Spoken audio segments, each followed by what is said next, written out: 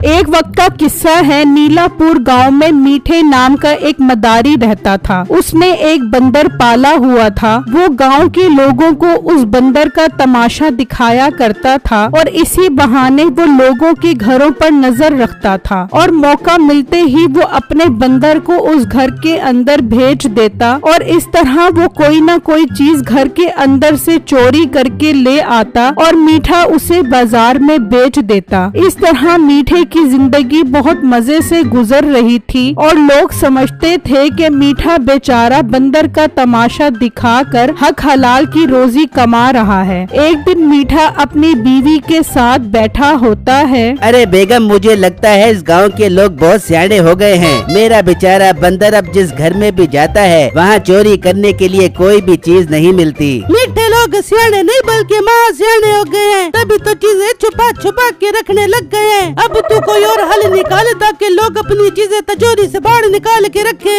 और तू इस बंदर के हाथ तो वो चीज आसानी से चोरी करवा सके।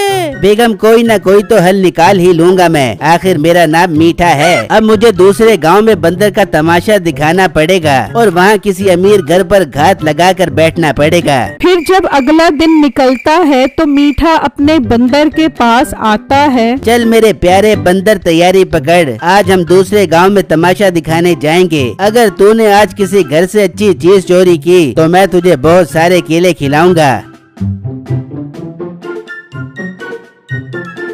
अरे मीठे, कहाँ जा रहा है अपने बंदर को लेकर? भाई, इस गांव में तो अब रोजी ही नहीं हो रही। मैं तो दूसरे गांव में जा रहा हूँ। वहाँ अपने बंदर का तमाशा दिखाऊंगा और हक हलाल की रोजी कमाऊंगा। अरे मीठे, यहाँ भी लोग तेरे बंदर का तमाशा देखते हैं और तुझे पैसे भी देते हैं। फिर तुझे क्या जरूरत पड़ी है दूसरे गाँव में जाकर रोजी करने की? अरे तुम गरीबों को समझ नहीं आएगी। तुम लोग तो 200-400 की दिहाड़ी लगाकर लुटियाँ डालते हो, लेकिन मैं कोई बड़ा हाथ मारना चाहता हूँ। खैर, मैं किन बेवकूफों से बात कर रहा हूँ। मेरा रास्ता छोड़ो, मुझे देर हो रही है। ये कहकर मीठा वहाँ से चला जाता है। यार कम्बू, ये तो खड़े खड़े हमारी बेइज्जती कर गया है। मैं तो शर्म से पानी पानी हो गया हूँ। शर्म तो मुझे भी काफी महसूस हो रही है, मगर इसके इरादे कुछ ठीक नहीं लग रहे। बंदर का तमाशा दिखा कर ये कौन सा बड़ा हाथ मारना चाहता है? मुझे तो दाल में कुछ काला लग रहा है। दाल में काला हो या पूरी दाल काली हो, हमें क्या करना? वहाँ मीठा दूसरे गांव में पहुंचकर बंदर का तमाशा दिखाना शुरू कर देता है। चल मेरे बंदर, दिखा दे अपना कमाल। लोग खड़े हैं तेरा तमाशा देखने के लिए। दिखा दे अपना कमाल। हंसा हंसा के लोगों को कर दे निहाल। वो बंदर डांस करना शुरू कर देता है और लोग मीठे को 2-2 और 5-5 रुपए देना शुरू कर देते हैं। तमाशा देखकर लोग चले जाते हैं। मीठे को बहुत गुस्सा आता है। ओ मेरा वीर, हो गया है बंदर का तमाशा पूरा। इतनी आंखें फाड़ फाड़ के तो ऐसे देख रहा है जैसे ये बंदर थोड़ी देर बाद लेडी डियाना बन जाएगा। चल निकल यहाँ से। जब वो आदमी जाता है तो मीठा अपने बंदर को इशारा करता है और वो उसके पीछे जाता है और घर में घुस जाता है। लग तो ये गरीब गुरबा रहा है। देखो इसके घर में कोई काम की चीज होती भी है कि नहीं। इतने में बंदर बाहर आ जाता है और मीठा उससे पूछता है, हाँ मेरे शेरू, अंदर कोई चीज है कि नहीं? बंदर हाँ में सर हिला देता है। गुड मेरे प्यारे बंदर, अब आएगा मजा। हम दोनों रात में आएंगे और वो चीज ले जाएंगे। मीठा उसे लेकर वापस घर आ जाता है और उसे पिंजरे में बंद करके रात होने का इंतजार करने लगता है। फिर जब रात होती है तो मीठा उसे लेकर उस घर पर आ जाता है और उसे अंदर भेज देता है। बंदर अंदर जाता है और कुछ देर बाद वहाँ से एक मिट्टी का बर्तन लेकर आता है। उसे देखकर मीठे को बहुत गुस्सा आता है। ये क्या लेकर आया है तू? और तेरा खाना खराब हो। इतनी मेहनत करवाई मुझसे। तू घर चल आ जा, तुझे खाने के लिए कुछ भी नहीं मिलेगा। भूखा रही सारी रात। मीठा उसे घर लाकर बंद कर देता है और अपनी बीवी को बताता है, अंधा हो गया तेरा बंदर, अब किसी काम का नहीं रहा। केले तो ऐसे ठूस ठूस के खाता है जैसे टॉम क्रूज की बांदरियों पे।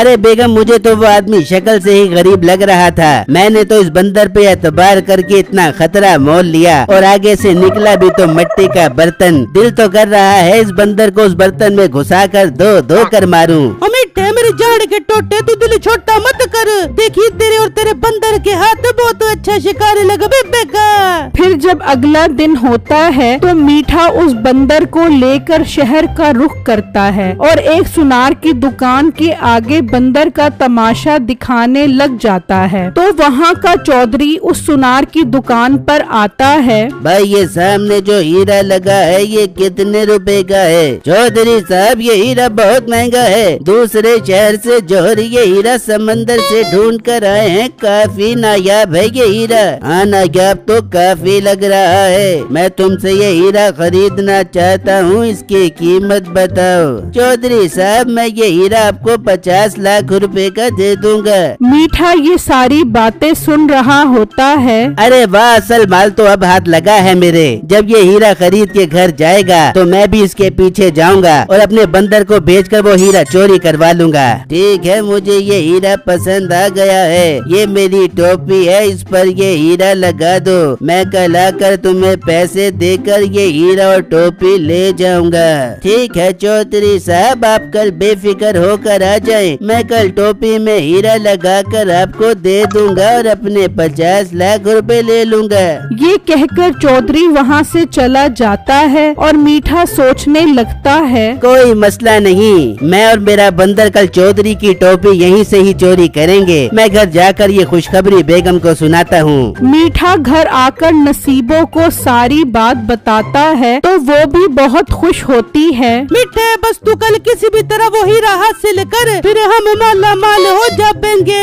हाँ हाँ बेगम, तू कल मेरे और मेरे बंदर के हाथ का कमाल देखें। फिर जब अगला दिन निकलता है तो मीठा अपने बंदर को ले जाता है और उसी सुनार की दुकान के पास जाकर बैठ जाता है और चौधरी के आने का इंतजार करने लगता है। तो थोड़ी देर बाद चौधरी साहब पैसे लेकर आ जाते हैं। आए आए चौधरी साहब, मैं आप ही का इंतजार कर रहा था। ये देखे मैंने आपकी टोपी तैयार कर दी है, कैसी लग रही है? हाँ टोपी तो बहुत प्यारी लग रही है। मुलाजिम इनको पैसे दे दो, पूरे 50 लाख रुपए हैं। चल मेरे बंदर तैयारी पकड़, इस चौधरी की टोपी उतार कर दरख्त पर चढ़ जा। इस टोपी पर बहुत महंगा हीरा लगा हुआ है और कोई गलती मत करी। चौधरी जैसे ही टोपी लेकर जाता है वो बंदर आता है और उसकी टोपी उतार लेता है और दरख्त पर चढ़कर बैठ जाता है। मीठा ये देखकर बहुत खुश हो रहा होता है। अरे मेरी टोपी ये बंदर ले गया। ओए मेरी टोपी लो, इससे इस पर 50 लाख रुपए वाला हीरा लगा है। मालिक ये बंदर बहुत होशियार लग रहा है, आप फिक्र मत करो, मैं इसे पत्थर मारकर उतारता हूँ। वो मुलाजिम उसे बार बार पत्थर मारता है लेकिन बंदर मजाल है जो दरख्त से हिले। ओ मनहूस मदारी, इस बंदर को उतार, ये तो तेरा बंदर है, इसने मेरी टोपी ले ली है। चौधरी साहब की नाफरमान बंदर है, मैंने इसे अपनी जायदाद से आग कर दिया है। अगर आप इससे टोपी ले सकते हो तो ले लो। मीठा दिल ही दिल में खुश हो रहा होता है कि अब ये टोपी लेकर घर चला जाएगा। तभी उस गांव का बिट्टू नाम का लड़का वहां आ जाता है। चौधरी साहब मैं इस बंदर को नीचे उतार सकता हूँ, अगर आप मुझे इजाजत दे तो मैं ये काम कर देता हूँ। कैसे उतारोगे तुम? इसे तो मेरे मुलाजिम पत्थर मार मार के थक गए हैं, नीचे उतरने का नाम ही नहीं ले रहा। चौधरी साहब ये मेरा काम है, अगर मैं इसे नीचे उतारने में कामयाब हो गया तो आप मुझे क्या इनाम दोगे? लड़के इसके पास मेरी 50 लाख की हीरे वाली टोपी है, अगर तुम इसे उतारने में कामयाब हो गए तो मैं तुम्हें 5 लाख रुपए इनाम दूंगा।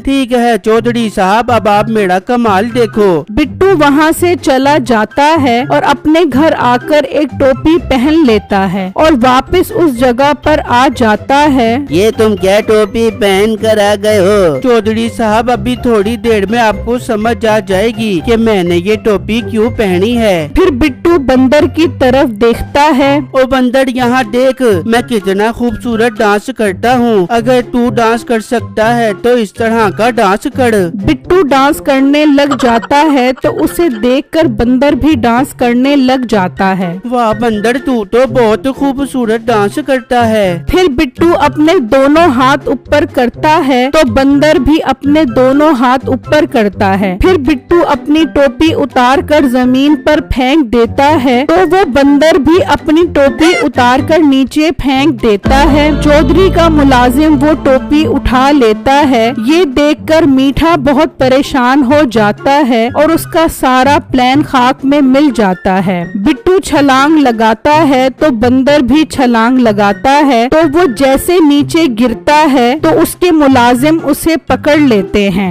ये क्या चौधरी साहब, मेरे बंदर को क्यों पकड़ लिया है आपने? इसे छोड़ दो, मैं गरीब आदमी हूँ, बंदर का तमाशा दिखाकर रोजी करता हूँ। टोपी पहनने से क्या होगा? तूने तो बंदर को अपनी जायदाद से हक कर दिया था, अब क्यों मांग रहा है? दफा हो जा यहाँ से। इस बंदर को तो हम कैद करेंगे ताकि आइंदा ये किसी को परेशान न करे। चौधरी बिट्टू को इनाम देता है और मीठे को ये सजा मिलती है कि उसका बंदर उसके हाथ से निकल जाता है जिसके साथ मिलकर वो चोरी करता था। अब मीठे का बहुत बुरा हाल होता है।